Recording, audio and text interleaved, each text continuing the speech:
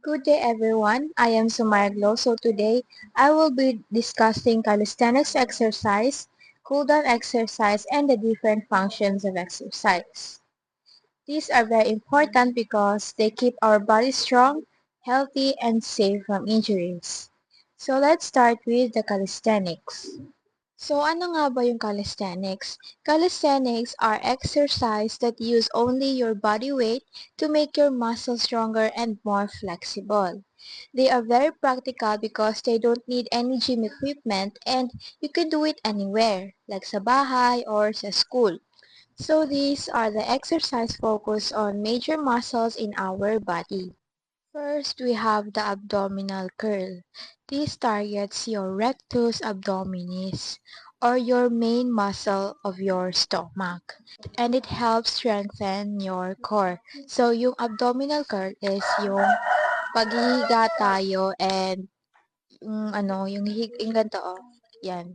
Tapos higa tayo, tapos ganon. And kaya doon tayo nakakabuo ng pag in-exercise natin to, doon tayo magkakaroon ng abs pag consistent tayo dito. So, next is push-up.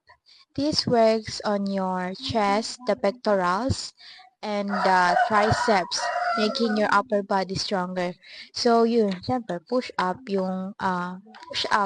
Tapos, ano siya, kina-improve niya yung pectorals natin, yung chest muscle, and the triceps, yung dito. So, next is heel raise. This exercise strengthens the calf muscle or the gastrocnemius and the soleus, which are important for walking and running. So, ang heel raise is yung yung paa natin, ganito, paalas, ganon, ganon. Yun. Tapos, ang ginaano niya yung gastrocnemius muscle and basta yun, yung soleus muscle. So next is the abdominal twist. This works on your oblique muscle on the sides of your abdomen, helping you with the twisting and bending movements. So ito yung abdominal twist, yung pag ganon-ganon ng pag ganon-ganon exercise. So next is yung chin up. This develops your arms or yung biceps and the upper back, the latissimus dorsi, giving you better upper body strength. So, yung chin up is yung yung, ganin tawag yung parang, basta yung bakal na i-up-up mo ganun. Tapos yung parang yung target niya is yung latissimus dorsi, yung dito sa likod natin, pati yung teres major, yung dito rin. Next is chest up. This also focus on the back muscles and the glutes or yung butt muscles natin for posture and strength. So, ito yung latissimus dorsi, ito.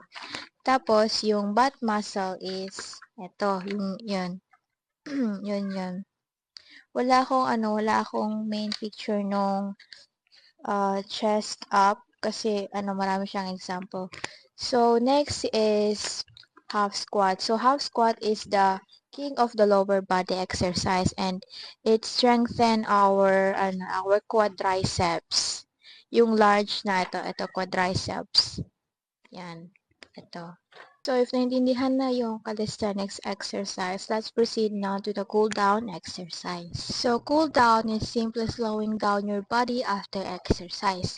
It means doing light activity like slow movements or stretching instead of stopping abruptly. So, ang cool down is nakakatulong sa atin to para mabalik yung normal heart rate natin.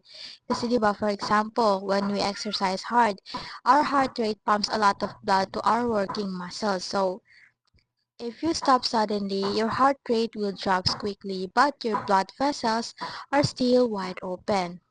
So, yun nga, pag nag-stop tayo sa pag-exercise natin, may possibility na mag-drop yung blood natin or mag-pull down sa legs natin and feet.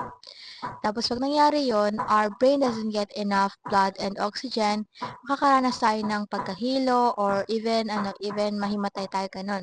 So cooling down keeps the blood moving back up to your heart and brain. So keeping the blood flowing helps to to flush out these waste products. So 'di ba pag nag-workout tayo, 'di ba, masyado tayong pagod tas syempre may nabubuo siyang lactic acid. And then kapag nag-cool down tayo, makakatulong 'yun 'di ba, kasi yung cool down is it helps our body to parang, natutulungan yung katawan natin na mabalik yung normal blood flow. So yung blood flow natin na 'yun is sinasama niya 'yun sa pagdaloy yung lactic acid and na nire-repair niya yung muscles, tendons, and ligaments and then para kinabukasan hindi tayo makaramdam ng sakit sa katawan, para bang binagsakan tayo sa malaking bato kasi nga hindi tayo makagalaw ng maayos kasi masakit dito, dito, lahat na lang masakit, 'di ba? Karamihan sa mga nag-e-exercise is nakakaranas ng mga ganong bagay kasi nga nakakalimutan nila yung cool down, which is yun yung important gaya ng warm up. Pareho lang sila. So now let's proceed to the various functions of exercise. First, we have the released pent-up emotions. So exercise is a healthy way to get rid of stress, yung galit natin, yung mga nararamdaman natin hinanakit. And then, pag nag-exercise tayo, yun, nakakatulong yun para mailabas natin kung ano yung nararamdaman natin. Next is building strength. So, alam naman natin na kapag ang exercise, una-una talagang iisipin dyan is yung magpalakas at magpalaki ng katawan.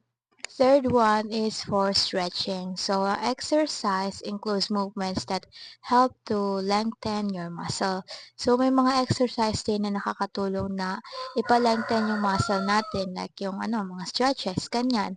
So, mga stretches na ganun, mga ganun, tapos yung mga ganun, so on and so forth. Yun yung mga exercise na nakaka-lengthen ng muscle natin. Next is coordination. This improves how well your hands, feet, and eyes work together when you move. Next is increased flexibility. So exercise allows your joints to move in a bigger, wider range, making you more agile. So, nakakatulong din yung exercise para ma-improve yung katawan natin na, 'di ba, kunyari stretch tayo. Then, parang natutulungan niyang ma-lengthen yung katawan natin and nakakagalaw tayo ng mas mas wider, mas malaki, mga gano'n. Next is relaxation. After physical activity, your body and mind can feel calmer and more rested. So, pag nag-exercise daw tayo is nare-rest yung mind natin, nakakaramdam tayo na yung mga bigat, kunyari, mabigat yung, 'di ba? Yung first function is yung para ma-release natin yung emotions natin. So, yun nga, pag na-release natin yung emotions natin through a healthy way, like exercise, is nagiging calm na yung katawan natin. Next is make one proficient at skill. So, practicing movements through exercise helps you become better or more expert at a particular activity like swimming or dancing. Next is reduce weight. So, being active burn calories. So, kapag consistent yung pag-exercise natin, na syempre mababawasan yung weight natin, 'di ba? Kasi sa iba, yung exercise nila is magpalaki at magpalakas ng katawan. Sa iba naman, nag-e-exercise sila para magpa-reduce ng weight. Next is realign the body. So, exercise helps us also para maayos yung posture ng katawan natin. One of the example of that exercise is yung sa chest up. Chest up is 'di ba nakakatulong siya para para yung 'di ba may dumbbell ka sa dalawang kamay mo and ihiga ka and then i-up mo yung dumbbell gano'n. Dumbbell exercise tawag doon. And yun nakakatulong din siya para maayos yung posture natin. Next is reshape the body. So over time kasi 'di ba pag consistent ka na magbabago rin talaga yung shape ng katawan mo. Yung magiging physically fit ka na tapos may mabubuo ng muscle and mare-reduce na rin yung fat mo sa katawan. Warm up muscle before vigorous physical activity. So alam naman natin, 'di ba? Bago tayo mag-start mag-exercise or gumawa ng mga activities, kailangan din talaga natin mag-warm up para maiwasan natin yung injury after ng activity. Kasi yung warm up is nakakatulong sa atin para i-ready yung katawan natin and hindi mabigla sa mga gagawin nating activity. Next, discharge excess energy. So, if you feel restless or have too much energy, exercise is a great way to use it up in a positive way.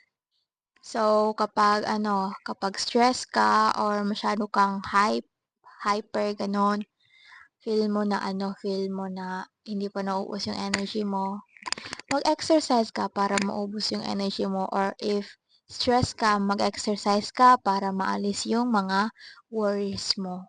So last but not the least, for fun. So exercise is always for fun. Many people exercise simply because it is an enjoyable and recreational activity. And dito rin is in a way of exercise, marami tayong nakakasalamuha. Kunyari sa gym, pa, naka, nakaka, na, may, ano nga yun, nagkakaroon tayo ng mga gym buddies, mga ganon, and yun, masaya yun. So, to sum up it all, calisthenics exercise are simple but effective ways to build strength using your body weight. Cooling down is just as important because it helps your body recover safely. And exercising regularly has many benefits like improving strength, flexibility, health, and even our mood. So, if you want to stay healthy and active, we should exercise regularly and do it properly. That's all. Thank you.